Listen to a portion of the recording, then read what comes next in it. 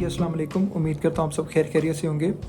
Punjab public service commission के through जो पैसे की सीट्स थी वो अनाउंस हो गई हुई हैं, यानी कि उनकी जो एग्ज़ाम की डेट थी वो अनाउंस हो गई हुई है। कल जो थी वो डेट आ गई, 21 जनवरी 2024 को इसका टेस्ट कंडक्ट होगा।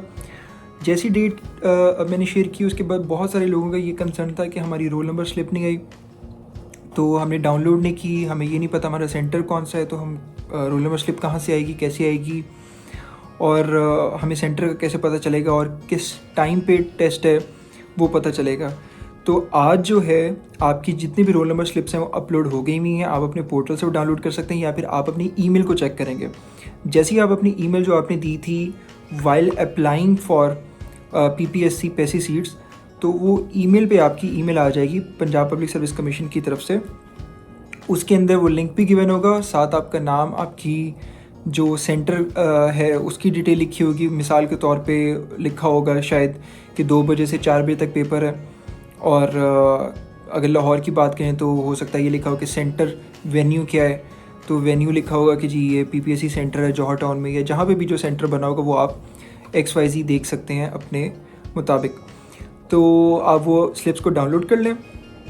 दूसरी इंपॉर्टेंट चीज़ कि जो आपने चालान फॉर्म भरा होता है इसका ऑनलाइन, वो जो आपने जमा करवाई उसकी फ़ीस वगैरह, उसका एक एविडेंस होता है, वो भी आप अपने पास रखें, ठीक है। वो भी जो रिटन टेस्ट होता है उसके लिए वो काम आता है, ठीक है। वो आपने साथ लेके जाना होता है। तो आप अपनी जो रोल नंबर स्लिप है वो डाउनलोड करें, उस पर जितनी भी इंस्ट्रक्शंस हैं उसको कंप्लाई करें, वो चीज़ों को फुलफ़िल करें, और उसके बाद फिर आप अपने जो 21 जनवरी 2024 का दिन है उस दिन रिलैक्स होके जाएं और अपीयर हों पेपर में। और फिर वही बात है कि मैं सबसे ये कहना चाहूँगा कि आप लोगों ने परेशान नहीं होना कि आपकी ज़्यादा तैयारी है या कम तैयारी है, या आपने बिल्कुल एंड पे जाके तैयारी की है, या फिर आप क्या कहते हैं बहुत सारे लोग इसमें अपीयर हो रहे हैं, ठीक है। तो इन चीज़ों से आपने परेशान नहीं होना। आपने सिर्फ जितनी मैक्सिमम आपसे तैयारी हो सकती है आपने जाके अपनी तैयारी के मुताबिक पेपर देना। पास हो गए तो अच्छी बात है, आप इंटरव्यू के लिए एलिजिबल हो जाएंगे। अगर पास नहीं होते तो कोई मसला नहीं है, क्योंकि फ़र्दर आपके जो एग्ज़ाम्स हैं या टेस्ट हैं पब्लिक सर्विस कमीशन के, सीट्स हैं वो अनाउंस होती रहेंगी। ये सीट्स आपकी हेल्थ केयर डिपार्टमेंट में, यानी PPSC के थ्रू हेल्थ केयर डिपार्टमेंट जैसे primary and secondary health care department है, इसमें भी फ़र्दर अनाउंस होंगी। उसके बाद RCs और BHUs और जो यार्ड स्टिक प्रोग्राम है और जो प्रिजन्स के अंदर सीट्स हैं तो वो भी अनाउंस होंगी टाइम टू टाइम। तो वो एक्सपेक्टेड हैं अगले कुछ आने वाले वक्त में। तो ये वो बात है कि मैं जो आपको ड्रैप की तैयारी के लिए इतना मैंने फोर्स किया कि आप ड्रैप का टेस्ट ज़रूर दें और उसमें थोड़ी बहुत तैयारी करें, और उसके बाद आपको मैंने पैसे का कहा कि इसका टेस्ट में अपीयर हों और इसकी तैयारी करें, क्योंकि ये जो कलेक्टिव तैयारी आपकी साथ अटैच होती जानी है और फिर फाइनल वो एक एग्ज़ाम होगा जिसमें आप पास करेंगे। तो ये एक पूरी एक जर्नी होती है, ठीक है। तो इसलिए जो इस चीज़ पे डिपेंड रह जाते हैं लोग कि हम एक एग्ज़ाम दें और उसके लिए मेहनत करें और उसके बाद अगर नहीं होता तो हम गिव अप कर जाएं, उससे कोई फ़ायदा नहीं है उस चीज़ का ना। और दूसरी इंपॉर्टेंट चीज़ कि पास पेपर्स कितने मैटर करते हैं। पास पेपर्स इतने मैटर नहीं करते, पास पेपर से ज़्यादा ये मैटर करता है कि पेपर स्पेसिमेन की आप प्रैक्टिस करें। पेपर जो पास पेपर्स हैं ना, पेपर हुए उसके बाद किसी ने अपने हिसाब से वो पेपर बनाया, किसी 2016 में, 2018 में, 2021 में, ठीक है। तो हो सकता है वो रिपीट ना हो कभी भी, वो तो गुजर गए हैं, ठीक है। और ये कौन सा वो पेपर्स है जो हर साल होते हैं या हर 6 महीने बाद होते हैं कि इसके पास पेपर जो उनमें से बहुत ज़्यादा मटेरियल आता हो। इतना ज़्यादा सिलेबस है, आपके लिए ज़रूरी है कि आप जितने जो कंटेंट है उसको कवर करके चले जाएं। और अब चूँकि आपके पास टाइम कम है और थ्योरी आपके लिए पढ़ना बहुत ज़्यादा मुश्किल हो जाएगा, तो कोशिश करें कि जो फार्मा एसेट बुक है उसके अंदर मैंने 20+ chapters of comprehensive pharmacy review का जो समरी बनाई हुई है, 1 लाइनर ऑब्जेक्टिव है, उसको लाजमी पढ़ के जाएं ताकि आपकी फार्मास्यूटिक्स बायोफार्मास्यूटिक्स की जो बेसिक्स है वो ज़रा क्लियर हो जाए। और उसके बाद जो बाकी उसमें टॉपिक्स हैं CPR के वो भी आपके कवर हो जाएं। उसके बाद आपने इंपॉर्टेंट सब्जेक्ट्स जो हैं उसको ज़रूर पढ़ के जाएँ। फार्मासिस्ट से स्यूटिक्स हो गया, बायोफार्मास्यूटिक्स हो गया, ठीक है। उसके बाद फोरेंसिक की बुक से फोरेंसिक को लाजमी कवर करके जाएँ। वो आप एक 2 दिन लगाएंगे, आपकी फोरेंसिक वो कंप्लीट हो जाएगी उसमें, ठीक है। आपके सारे MCQs हो जाएंगे। और मोस्ट इम्पॉर्टेंटली आपने क्या करना है, क्योंकि ये पब्लिक सर्विस कमीशन का जो टेस्ट होता है इसका पैटर्न वही होता है 80% MCQs होते हैं और 20% जो होते हैं वो अदर देन द सब्जेक्ट होते हैं फार्मेसी से हट के। तो वो जो पैटर्न है, आपने मॉडल पेपर्स की ज़रूर तैयारी करनी है और पेपर में अपीयर होने से पहले आप लोगों ने लाजमी 10 से 15, 10 से 12 पेपर जो है ना वो ख़ुद अटैम्प्ट करने हैं। पेपर की जो टाइमिंग होती है यूजुअली वो पंजाब पब्लिक सर्विस कमीशन या कमीशन के जितने एग्ज़ाम्स होते हैं उसमें 90 मिनट्स होती है, यानी 1.5 घंटा।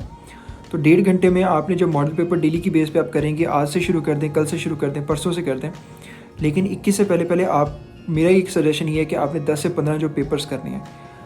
फिर आपको पता चलेगा जब आप टेस्ट सेंटर में बैठेंगे कि आपको मेरी इस बात का कितना ज़्यादा फ़ायदा हुआ। ठीक है, यूजुअली ये होता है कि हमें सजेशन हर जगह से मिलते हैं, हमें शौक़ भी होता है कि हम इससे भी मशवरा ले लें, उससे भी ले लें, लेकिन जब इतने मशवरे इकट्ठे हो जाते हैं तो हम कुछ भी नहीं कर पाते और हम एंड पे ये सोचते हैं कि हमारी इंटेलेक्ट जो कहती है हम उसके मुताबिक काम करें। लेकिन आप इस चीज़ पे एक बार ट्रस्ट करके देखें कि पेपर स्पेसिमेन कोई भी एग्ज़ाम हो, उसकी प्रैक्टिस, नेगेटिव मार्किंग की प्रैक्टिस, टाइम मैनेजमेंट की प्रैक्टिस, ये जो स्किल है 80% of the subject and 20% other than the subject having English, Urdu, maths, Islamic, current affair, GK, XYZ subjects, उसकी जो प्रैक्टिस है ना 10, 15, 18 पेपर्स की, वो जब आप कर लेंगे ना तो आप फिर मार नहीं खाएंगे। ठीक है, क्योंकि आपने कम्पीट करना है तो कम्पीट हर तरीके से करना है, उन लोगों से करना है जिनका नॉलेज भी बेहतर है, जो हार्ड वर्क करके आए हैं। तो आप हार्ड वर्क के साथ जब तक स्मार्ट वर्क नहीं करेंगे, पेपर प्रैक्टिस नहीं करेंगे, स्पेसिमेन की प्रैक्टिस नहीं करेंगे, और अब चूँकि आपके पास टाइम कम है तो मैं ये सजेस्ट करूँगा कि सिलेबस आप मैक्सिमम कवर करके जाएं। 100% जो है वो ह्यूमनली इम्पॉसिबल है, ख़ासतौर पे उन लोगों के लिए जिन्होंने लेट तैयारी शुरू की या अभी वो मेजर सब्जेक्ट्स को कवर नहीं कर पाए। तो फार्मासिस्ट को पकड़ें और आप उसकी फार्माकोलॉजी, फार्मास्यूटिक्स, बायोफार्मास्यूटिक्स, उसकी ऑर्गेनिक केमिस्ट्री, बायोकेमिस्ट्री, इंस्ट्रूमेंटेशन, उसके बाद आप इंडस्ट्रियल फार्मेसी, क्वालिटी कंट्रोल, ये सब्जेक्ट्स को पकड़े और इसके कंप्लीट MCQs कर लें, क्योंकि मैंने MCQs टॉपिक वाइज दिए हुए हैं।